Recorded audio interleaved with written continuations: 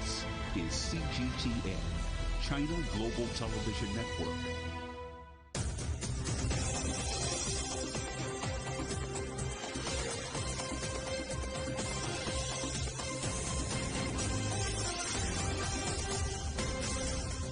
Live from London, this is The World Today. Hello, I'm Juliet Mann. Our top stories this hour. Second day of angry protests in Europe against the return of coronavirus restrictions, including in Brussels. Belarus and Poland continue a war of words, but migrants, including children, are stuck in the middle with no resolution in sight. A month after ousting Prime Minister Hamdok, Sudan's military say they're reinstating him.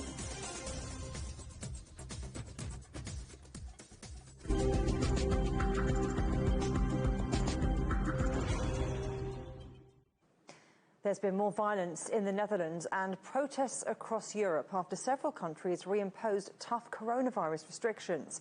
Cases have been rising, with experts warning of up to 500,000 casualties on the continent this winter if more isn't done. Guy Henderson reports. A second night of riots in the Netherlands. Police deployed water cannons and made more arrests. As the country heads back into a partial lockdown, the signs of fatigue are clear. Demonstrations have also taken place in Croatia and Italy this weekend. Cases are spiking right across Europe as winter kicks in. This is Ukraine, where hospitals are coming under huge strain. Less than a quarter of the population's been vaccinated. It is the epidemics that is affecting people to make the right choice with informed information. In Czech Republic, Christmas plans are going ahead for those who've had their jabs. It is one of a number of countries restricting the movement of the unvaccinated. Its neighbour Austria has had to bring a full lockdown back, which has also led to violent protests. With vaccine scepticism running high, Austria is set to become the first European country to make vaccinations mandatory. In Britain, cases are high too, but officials are far more relaxed. They've gone with a live with COVID approach, letting the virus circulate through autumn and rolling out 400,000 booster shots a day. Health Minister Sajid Javid said that's proven to be the right approach. We made a tough decision back in the start of the summer. Other countries didn't follow our course, and we decided that, of course, we want to start opening up. And if you're going to do that, it's best to do it into summer. It's far safer to do it in summer. Sadly, other countries in Europe did not do that. Winter is only just starting. It looks set to be another long one. Guy Henderson reporting there from London. Well, some other stories we're watching for you. A Palestinian man has killed an Israeli settler and injured 3 other people in a shooting and stabbing attack in Jerusalem's Old City. The man, identified as a member of the armed group Hamas, was shot dead by Israeli police. Israel's Prime Minister Naftali Bennett has bolstered security in the city following the attack. Venezuela's main opposition parties are taking part in regional elections for the first time in nearly 4 years. Voters are heading to the polls to elect more than 3,000 state governors, mayors and city council members under the observation of international monitors. The opposition had boycotted previous presidential and parliamentary votes, accusing President Nicolás Maduro's government of fraud. A presidential runoff is taking place in Bulgaria, with Rumen Radev expected to win a second 5-year term. Radev has been highly critical of what he says is deep-rooted corruption in Europe's poorest country. A week ago, a new anti-corruption party won Bulgaria's 3rd general elections this year and is in talks to form a coalition. Sudan's Prime Minister has been released from house arrest and reinstated as leader, a month after being ousted in a military coup. It's part of a new agreement signed by Abdallah Hamdok and military leaders in Khartoum. Well, Naba Mohideen joins us now from the Sudanese capital. Good to see you, Naba.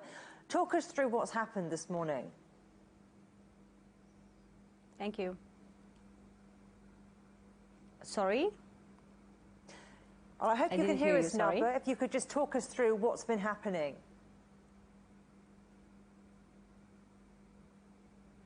Yes, political agreement was signed between Abdullah Hamdok and the military, and also some political groups that has signed the new agreement with Burhan after he took the power on October 25th. Reacting to that, protests erupted in the Sudanese capital, saying that this deal is a jump over sacrifices without even investigating in the recent killings of the protesters. And they say this is a reproduction of the political crisis, because if the deal is signed just to diffuse the street due to the protesters and pro-democracy groups, it will generate and reproduce the crisis, because the punishment is absent, and also there is nothing happened. There is no achievement of one of the demands by the political parties, specifically Freedom and Change Forces. This is the umbrella that backed the protests against al-Bashir. So reacting to the recent political deal, the street is angry and defiant, and they say Hamdok right now is giving the military takeover a legitimacy, because yes, reinstating Hamdok was a demand, but it was not the only demand by the political powers and by the pro-democracy groups and protesters. And they say if Hamdok is back without even achieving transitional justice or investigation of the killing, it will lead for more turmoil and unrest. And yes, there is more protest is organized against this, and now there is protest in different Sudanese cities and states against this political deal. No, but very quickly, what you're saying, it sounds, is that this is not the end, then, of military rule.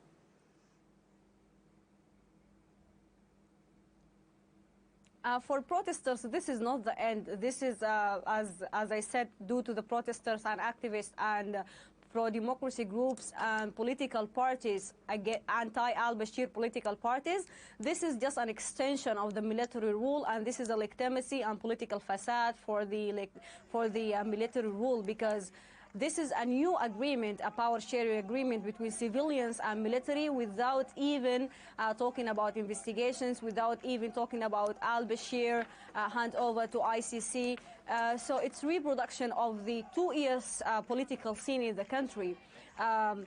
People think the time of victory due to the protesters is not yet to be achieved, because they were paying or putting a lot of hopes on Abdullah Hamdok, but with this deal, Hamdok-Burhan deal, people are so frustrated, and they think this deal is opening a new chapter in the political scene in the country, and as I said, it will lead for more turmoil and unrest, because it's dividing the street into two.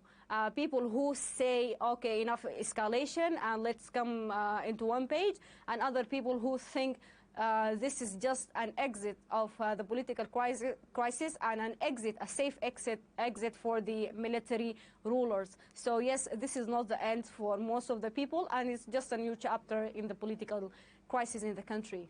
Very frustrating then for campaigners. Naba Mohideen, thank you very much. Well, gunmen have killed a policeman and kidnapped 5 Chinese mine workers in the Democratic Republic of Congo. Local military officials say 9 other Chinese nationals were evacuated unharmed. Well, Chris Hokamingra here joins us now from the capital, Kinshasa. Good to see you, Chris. What more can you tell us? Well, this incident happened on Sunday morning in the eastern part of the DRC, a province known as South Kivu that is rich in minerals like gold. Local officials say gunmen stormed the mining company that's run by Chinese nationals and killed a soldier, a Congolese soldier, and injured another one before abducting 5 Chinese nationals. These Chinese have been taken to an unknown location, but the Congolese army says they are pursuing them and that they will do everything possible to try and get the gunmen and also rescue the Chinese nationals. Now, this company was known as Bayon Mining Company that's run by the Chinese nationals, has been operating for about 5 months in South Kivu province, but there's been a lot of tension between the local community and this Chinese mining firm. The locals accused the company of failing to respect the DRC law regarding the setting up of mining firms. They're saying the company did not compensate some people who were ordered to vacate the area to allow the mining activities to happen. They also accused the company of failing to build a road that they had promised to do. And so there has been a lot of tension between the local community and the people in that area. The government is saying that they're doing everything possible to try and ensure that investors who come into this country are protected, but it has been very difficult because the east of the DRC has very many armed groups operating there, fighting over land, ethnic rivalries, and the control of mineral resources. So that we're waiting to see what the government is going to do regarding these Chinese nationals who have been abducted. Chris Ockham-Ringa, thank you very much for bringing us up to date. Chris in Kinshasa, thank you. Still ahead on CGTN, the countdown is officially on. Qatar celebrates 1 year to go until it hosts the FIFA World Cup.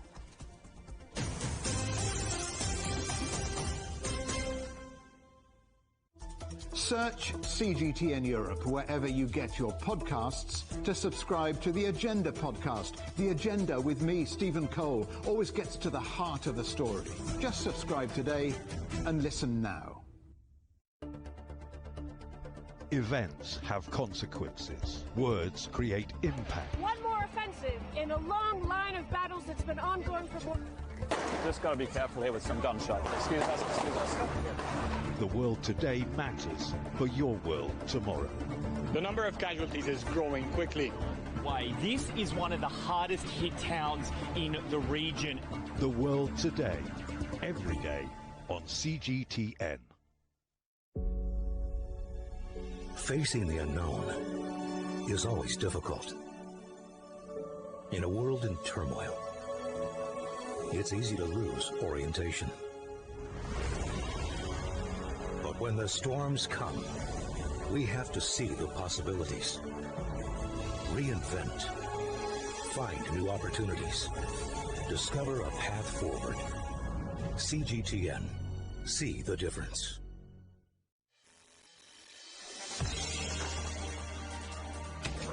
The world has changed under the pressure of the pandemic. For many of us, life is returning to some kind of normal.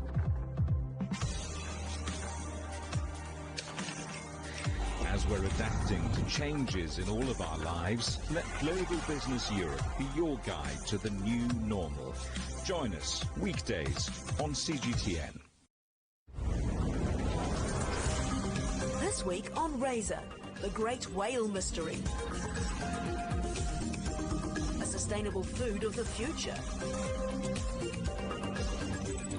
And locking up plastic and carbon by putting it into our roads. I just don't want my daughters to live in a world where there's more plastics in our oceans than fish themselves. It just shouldn't be that way.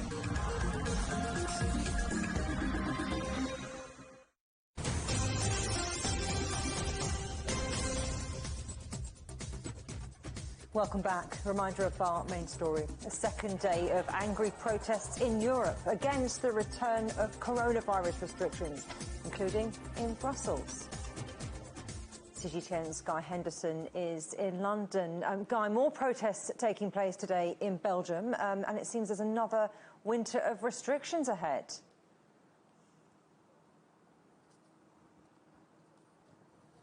Yeah, I mean, it's almost been a year now, hasn't it, since regulators started approving those coronavirus vaccines. And, you know, you'll remember back then just how hopeful governments across Europe, including here in the United Kingdom, were that those vaccines, as they were rolled out, were going to bring a swift, not necessarily end, but certainly to bring the spread of this virus under control quite swiftly.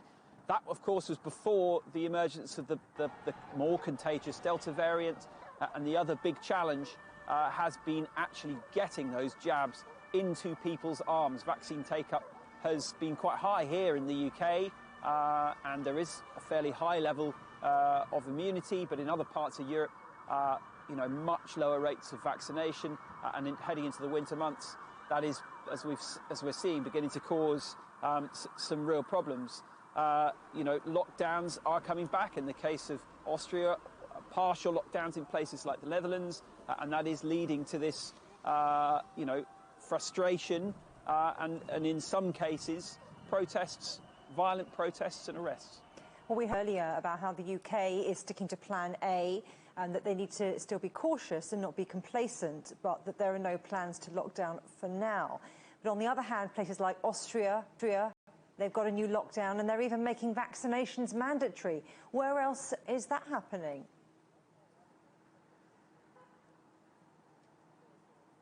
Well, that is an extreme measure that only a handful of countries around the world have actually introduced. That'll come in next year in Austria. Other countries have done it. I think Turkmenistan and Indonesia are a couple of them. But governments are pretty wary of going that far and, compelling the entire population to have that potentially life-saving injection. In fact, this morning, on Sunday morning on the breakfast television, we saw Sajid Javid, the UK Health Minister, actually rule that out as an option for the UK. There are a number of other policy options that governments have at their disposal to try and up that vaccine uptake. They can approve it, for example, for younger sections of the population. That has been often, particularly now with older sections of the population vaccinated, that has been often where infections have started to rise, has been amongst those sort of younger age groups. Lots of governments across Europe, of course, have brought in vaccine passes, so effectively you cannot go into a restaurant, you cannot buy things in the shop unless you can prove that you've had your vaccine. That makes life very difficult for those who choose not to. The other big thing, of course, and something that has been ongoing throughout the course of this pandemic, is clamping down on misinformation that leads people towards, vaccine scepticism. Look, this is the first full winter that Europe has faced during a period in which vaccines are now widely available. They've mastered that, they have managed that, and have, there's been a great deal of praise for the scientific innovation involved in getting to that stage. What governments are still trying to master is balancing those different policy options and trying to actually get those jabs into enough arms. And voices coming out of Germany saying that mandatory vaccinations could be inevitable. Guy Henderson, thank you for the update from London. Well, Poland has accused Belarus of sending more migrants to its border, despite Minsk clearing a border camp on Thursday. Belarusian President Alexander Lukashenko said he'd not stop people massing at the border, but insisted he did not invite them. Poland's Prime Minister is touring Baltic countries looking for support in what he calls a war over migrants. Well, earlier, I spoke to Stuart Smith in Moscow. Well, as we're seeing over the last few days, there are no longer these mass attempts to cross. So, for example, today, no more than around 100 people attempting to either get through to Poland, Lithuania, Latvia, all European Union nations. And the reason for that is they do now have accommodation that they can go to stay warm. From the perspective of the migrants, there's slightly less pressure in that food, warmth and water is available at these centres, but some are still trying. And we know that the last mass attempt to cross was on Friday, when Polish security forces say the migrants this time used tear gas and threw stones in their attempt to cross. Around 8,000 to 22,000 migrants are still in Belarus, depending on whose estimates you listen to, so clearly not the situation which is anywhere near over. It really does seem to be at a bit of a stalemate. What can you tell us about the Polish Prime Minister's Baltic mission? Yeah, so he's touring the Baltic states, Lithuania, Latvia and Estonia. Lithuania and Latvia also, like Poland, have a border with Belarus. Like Poland, they're European Union states, and like Poland, migrants could attempt to go through those countries to get to Germany, where most say they are trying to head. He's looking to get support from his counterparts in those countries. They've been supportive throughout, as they are also on the front line of this. Some of them have border fences and security forces deployed against the Belarusian border, but it's a very long border, and not all of them have taken such extreme steps as Poland with regard to deploying the military and creating barbed wire fences. Poland's Prime Minister says this is not over. It could take months, even possibly years, to resolve, and that's why he's still willing, for example, to close the border with Belarus completely. At the moment, only one road checkpoint is closed. He's saying that could be escalated, especially because, he says, Belarusian border forces are encouraging migrants not just to get over the border, but encouraging them to use weapons such as knives to do it. That's what he says. Has there been any response from Belarus? Yes, the president of Belarus, Alexander Lukashenko, denies that that he is encouraging migrants to come to Belarus to try and get into the European Union. On the other hand, he says he's not going to stop them. And when asked about whether he was assisting migrants, he was quite specific. He said it's possible people in general are helping migrants to get into the European Union, but that he won't look into who they are or what they're doing. Migrants who have made it through, though, from Belarus to Poland say that they are still under intense pressure from Belarusian security forces to attempt to cross. Well, the one-year countdown has begun for the Qatar 2022 World Cup. Football's most prestigious international tournament will head to the Middle East for the first time. It's also the first World Cup to be played away from the usual June and July schedule. Well, Qatar is hoping to stage what it calls a tournament for everyone, but its role as host has caused a lot of controversy. Well, let's talk to our correspondent Dan Williams, who's in Doha. Good to see you, Dan. Now, a year to go until kick-off, and you're one of the first people to get down to the brand new pitch, aren't you? Yeah, very, very lucky indeed, it has to be said.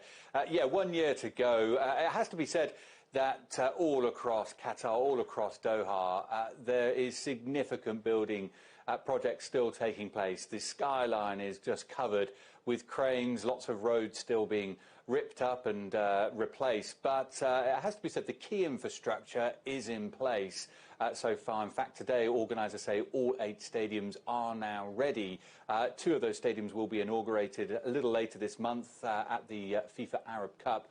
Whereas the Lusail Stadium, that's the centrepiece stadium, if you like, where 10 games will take place, including the final. And as you say, I did head down that way and got myself onto the pitch, got into the changing room as well. That's where the champions of 2022 will be celebrating following this first World Cup in the Middle East. And it's also the construction, as I say, 99% pretty much there completed, and will be inaugurated next year. It's a joint venture, in fact, the construction with including the China Railway Construction Corporation. And this is what I got to see a little earlier this week. This is the centrepiece of Qatar's World Cup, the 80,000-seater Lusail Stadium. The grass is now in place, another key milestone as the project nears completion. The exterior is based on a traditional Middle Eastern bowl, while inside the seats are decorated in a weaving pattern. The construction is a joint venture between Qatar's HBK Contracting and CRCC, the China Railway Construction Corporation. This project is the most complex cable net structure stadium in the world. We have about 2,000 pieces of the cable form this cable net structure. And meanwhile, this is also the most complex membrane structure in the world. This is very unique in the world. This is the first FIFA World Cup stadium to be constructed by CRCC, but the process has faced a number of challenges, not least the COVID-19 pandemic. This project schedule is very tight, and the FIFA World Cup cannot be postponed. When Qatar has the pandemic, we are actually under a very intensive construction stage. So during the pandemic, our work has been impacted. And sometimes if we have a positive case, the whole team will be quarantined and the work will be stopped. Once completed, this will be the jewel of the Qatar World Cup. In all, it will host 10 matches, including the final. So it'll be right here where the new champions will be crowned. One key issue that has been highlighted is Qatar's treatment of migrant workers. But local authorities say new legislation has addressed the issue of migrant rights and points a finger back at recent reporting. The general sense in the international media is that what we're doing here is a very haphazard, random process, and anybody who understands construction knows that it doesn't work that way. This impression of people just sort of falling off scaffolds and falling to their death is just entire fiction. After the World Cup, the structure will be repurposed with plans for a community space with shops, a health clinic and an education facility. But first, it will take centre stage at Qatar 2022, and the countdown for that event is very much on.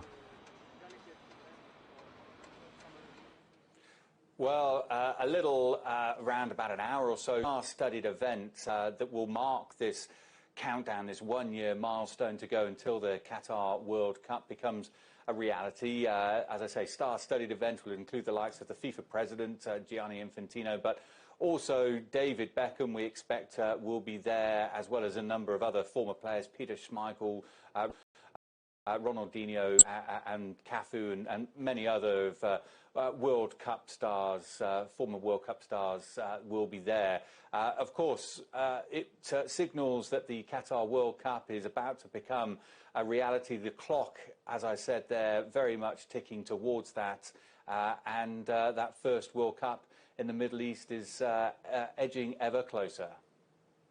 Dan Williams in Doha, thank you. Well, sticking with sport, athletes from 17 countries are competing in the Luge World Cup. It's taking place at the Yanqing National Sliding Centre in Beijing, and will also double as a qualifier event for the Winter Olympics coming up in February. CGTN's Ning Hong has more. Speeding through an ice track of over 1,500 meters in less than a minute, it's considered one of the world's most exciting and fastest races. Luggers from around the world are in Beijing for the Luge World Cup. Well, this ice rink is really one of a kind, and I have to say that it made a really deep impression on people coming here to watch the race. And this part of the rink is nearly vertical. Luggers will cover through this track in a split of a second, some of them at a speed of 100 kilometers an hour. The men's doubles are held on day 2 of the competition. And we all together, we made a great job, and we took it how it is and tried to make the best from this, because it's for everyone difficult. And yeah, I think it was hard, but in the end we are happy that we made this job, these 2 weeks, super good. Another highlight of this event is the venue, the purpose-built ice rink for the Winter Olympics next year. Situated on a mountain slope, the Yanqing National Sliding Center appears like a ribbon that's been twisted and turned to a distinct shape. The full team, from the organizers, from venue managers, till NTO, and for sure also till the track crew in the highest level, and the joint work, the teamwork is excellent. As a qualifier event, the Luge World Cup is also seen as a dress rehearsal for the Winter Games. Volunteers and personnel have been assigned to various posts inside the venue. Organizers say it's not yet in its final state for the Olympics, but they are certainly using the opportunity to get more familiar with the venue and its corresponding activities. Ning Hong, CGTN, Beijing.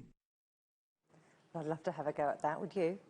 And that's it for The World Today. Thanks for watching. We're on smart TV apps, Roku, Apple TV, Amazon Fire and Android TV, YouTube, Dailymotion, CGTN.com and the CGTN app. And in the UK, 24 hours a day on Freeview. Now, more news coming up at the top of the hour. But next, it's Razor, my favourite. For now, from all of the team in London, goodbye.